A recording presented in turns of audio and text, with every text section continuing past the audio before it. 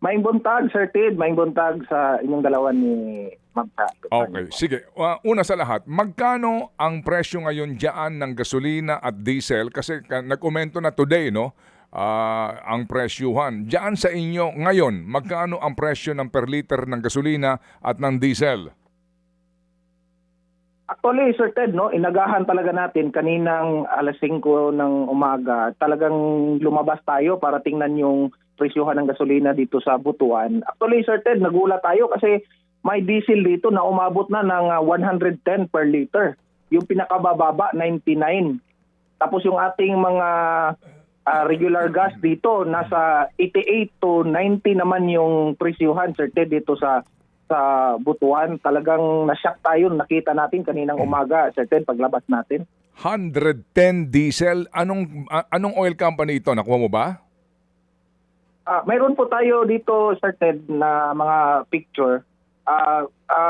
Precisely, Sir Ted, yun yung mga big time, mga malaking fuel company natin. Sila yung medyo mataas. Meron naman yung mga maliliit, mataas din, Sir Ted. Karamihan halos pare-pareho lang ang presyuhan ng gasolina. Wow, 100 Gs ha. Ang sabi, June, staggered ito. Meron pa paparating bago mag-weekend ha. So araw-araw magdadagdag yan sila. Yan ang sitwasyon. Nagtataka tayo, Sir Ted, kasi kagabi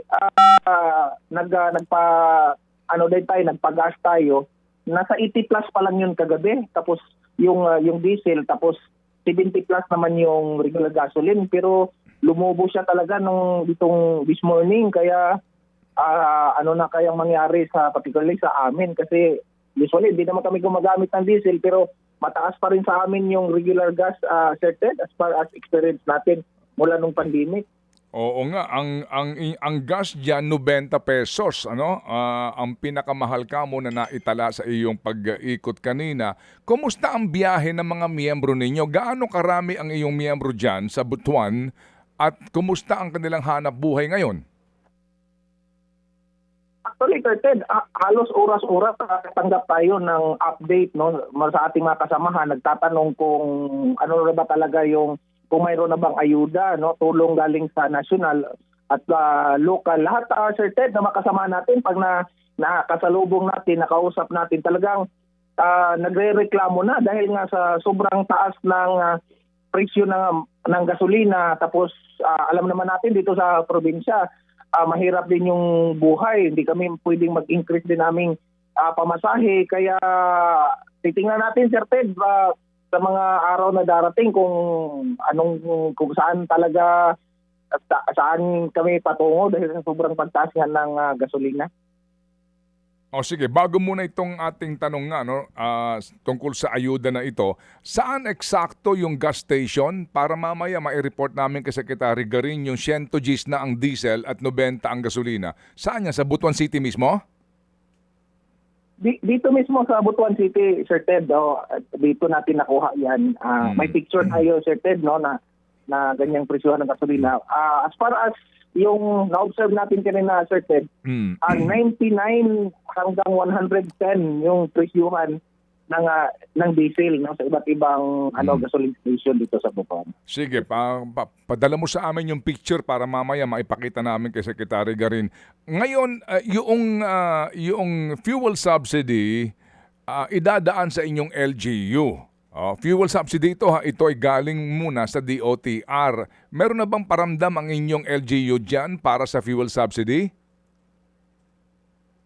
So far, Sir Ted, no, wala pa tayong narinig ni feedback, no, mula sa ating LGU with regards sa fuel subsidy. Yun din yung hinihintay namin kasi narinig na namin sa balita from national na mayroon na nga daw subsidy. Pero so far, Sir Ted, hanggang ngayon wala pa tayong narinig na ganyang tulong galing sa ating gobyerno. Oo, pero kayo ba nakatanggap na dati? Meron na bang record dyan yung LGU sa kung sino ang mga legitimate na miyembro ng TODA ninyo?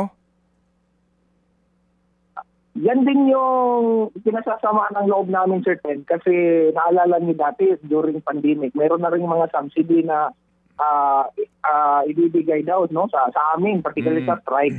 Pero simula noon, Sir Ted, no, wala kaming natanggap na talagang galing sa gobyerno no na ayuda na fuel subsidy from national. So yun din yung pinoproblema namin. Baka marinig lang namin sa balita na mayroon talaga, pero sa actual wala namang dumating sa amin. Kaya pati dyan, Sir Ted, iniintay din namin at sinisiguro namin na kung mayroon talagang tulong, ayuda ang gobyerno, talagang aabot sa amin, hindi lang hanggang balita lang namin marinig. Hindi. So, magmula noon, wala pa talaga kayo natatanggap magmula nung pandemic na nagkaroon nga ng gantong subsidy, ang TODA dyan sa Butuan?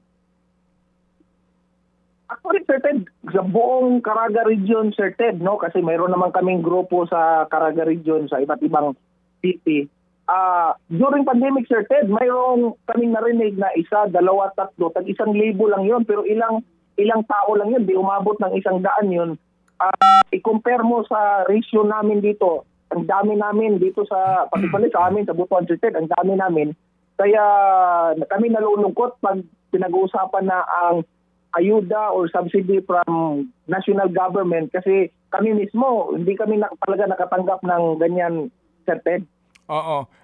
Kayo dyan sa inyong TODA, sa Butuan, ilan kayo? Ilan ang miyembro nyo? Sa amin, Sir Ted, dito sa Butuan, as far as yung data namin ang pagbabasihan, may 60 plus kami na TODA, almost 5,000 near, Sir Ted, yung membro kasamahan namin. Oo. Sa 500 na TODA dyan sa Butuan mismo, no, sa lalawigan. 600 na 60 na TODA, Sir Ted, almost 5,000 na member. Okay. Ngayon, dyan sa mga TODA na yan, as in, ang feedback, walang nakatanggap ng fuel subsidy maliban ka mo doon sa iilan lamang. Ano naging patakaran nun? Paano nangyari yun? Yun din nga din tinatanong namin, Sir Ted, kung saan kumuha yung DILG that time nung data. Kasi very selective talaga, Sir Ted. Iilang tao lang yung nakatanggap before ng 1,000.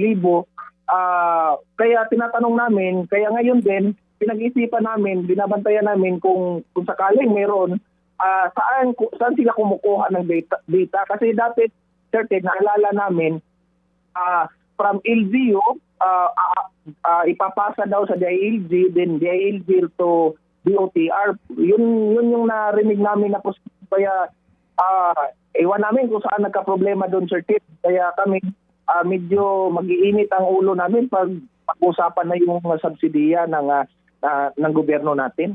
Pero kayo naman sa inyong TODA, lahat naman ng inyong miyembro ay legal, meaning hindi kolorum, nakarehistro kayo sa LGU, may kaukulang kayong mga mayor's permit.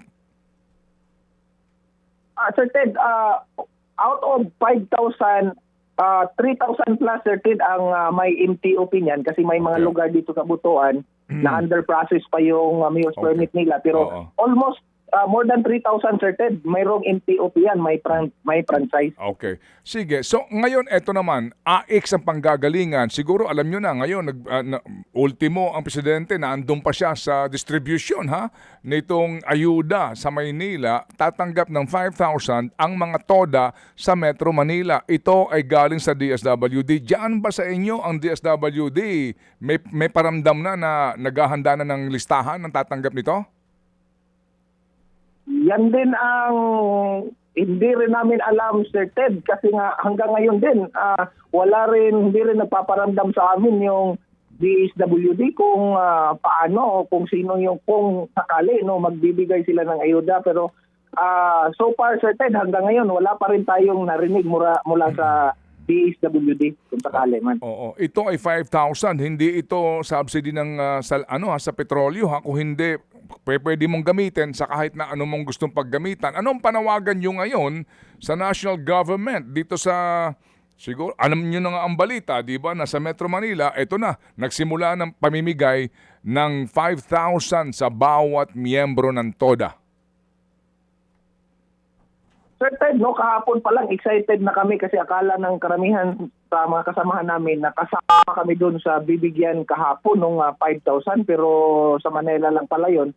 Kaya nawagan kami, Sir Ted, no, yung buong grupo namin, na sana naman huwag kaming kalimutan dito sa Mindanao. Kasi pare-pareho lang naman kami, no, na gumagamit ng gasolina. Nahihirapan na rin kami dito, Sir Ted, no, sa Mindanao.